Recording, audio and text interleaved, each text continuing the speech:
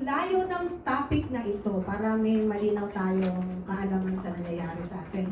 Objective nitong Power of God's Word would be to give you, our participants, an awareness of the creative power of God's Word. So magkaroon tayo ng kamalayan, no? Malalaman natin na, mapanglikha pala ang salita ng Diyos. Okay, creative power. So meron siyang gano'n na kaalaman. And also, para matuto tayo, to train us, paano natin gagamitin, how to speak God's Word with power.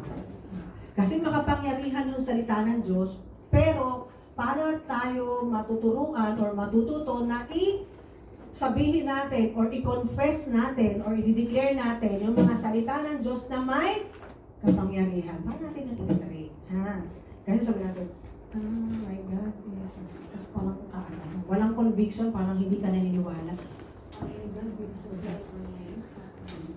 So, ikaw mismo nagdududa dun sa salita ng Diyos. So, ito yung hapon na to, ipapaliwag lang natin yung kabuuan ng kapangyarihan ng salita ng Diyos at paano natin yan magagamit sa ating pang-araw-araw na pamumuhay.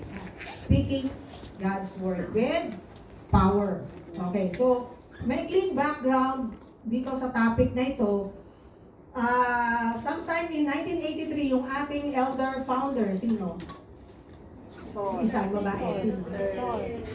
Si Sir Techi. Na-meet niya siya last time. Sino present? Last facing. So, kilala natin si Sister Techi, si Sor.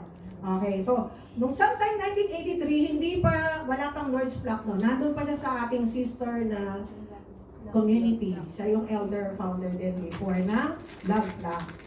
Okay, nung sometime 1983, nanaginip siya twice. No? The Lord spoke to her and instructing her to give medicine to my people.